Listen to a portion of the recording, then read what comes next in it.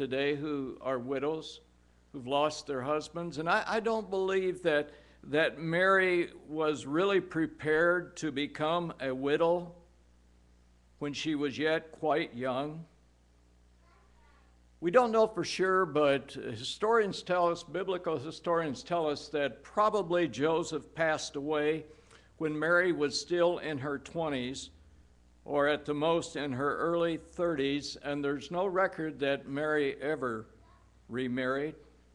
She was likely in her 40s when she experienced the unspeakable tragedy of watching her son die an excruciating death on the cross of Calvary.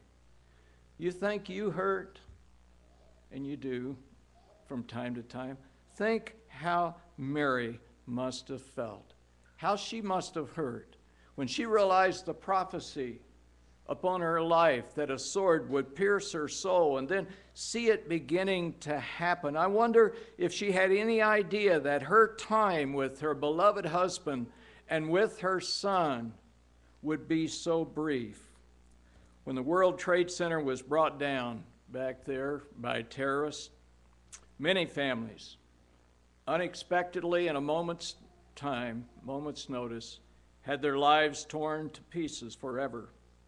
I was reading about one man who came home from work the evening of September the 11th to hear a message from his wife on the answering machine.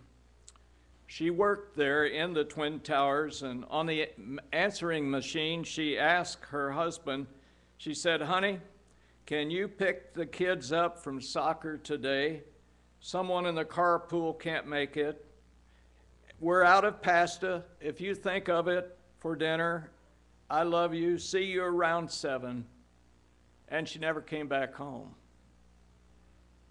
She went down with the Twin Towers. And this story, this true story, in the days following the destruction of those Twin Towers, this husband, this father sat, and he played over, as you can understand that he would. He played over this message again and again and again. And I doubt that Mary thought very much about losing her loved ones until it happened. And that's really the best anyway, isn't it? God knows best. If we knew when we were going to lose a loved one, we'd sit around and worry about it and worry ourselves sick, and there'd be no future to our lives whatsoever. Mary knew the Psalms. She knew the 121st Psalm. And I wonder, in her day, with her Bible, looking at the scriptures, if verses 7 and 8 of the 121st Psalm might not have meant a lot to her. For she had to really trust in the Lord, having to bear all that she did. The Lord shall preserve thee from all evil. He shall preserve thy soul. The Lord shall preserve thy going out and thy coming in from this time forth and even forevermore. And I'm sure that Mary was driven to her knees many times and looked at the scriptures instilled in her heart and mind. I will lift up my eyes unto the hills from which cometh my help. My help cometh from the Lord. She needed assurances to go on with her life, as we need assurances today to go on with our lives. There's no life here today that's free of adversity and conflict and distress.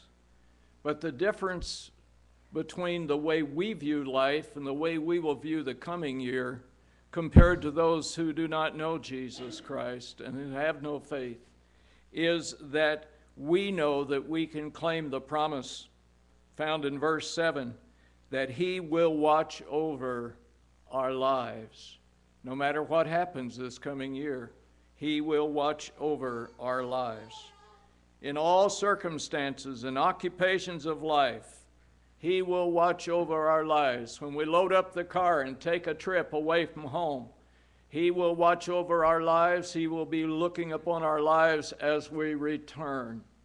As our children leave the home in the morning and go off to school, and you stand at the window or at the door and watch that little one with backpack trudging through the snow going to school, you can claim God's promise that He will watch over their lives. No matter the time, nor the day, nor the circumstances, we know that God will watch over His own.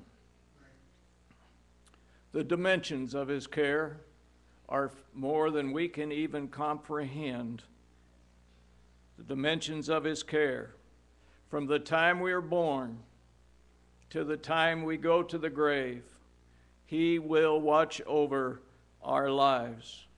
As Christian people, we are always living with one foot in heaven and one foot on earth.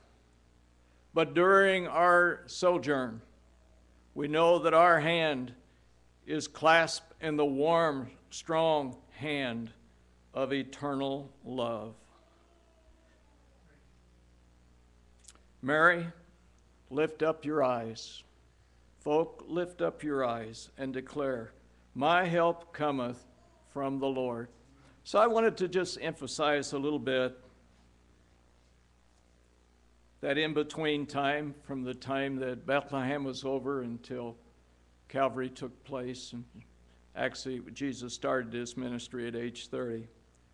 And to help us to just think about that and realize that Joseph, Mary, and Jesus were like we are, just ordinary people trying to make a living, facing the same things that we face in life, enduring the same sorrows, sharing the same joys, truly like you and like me.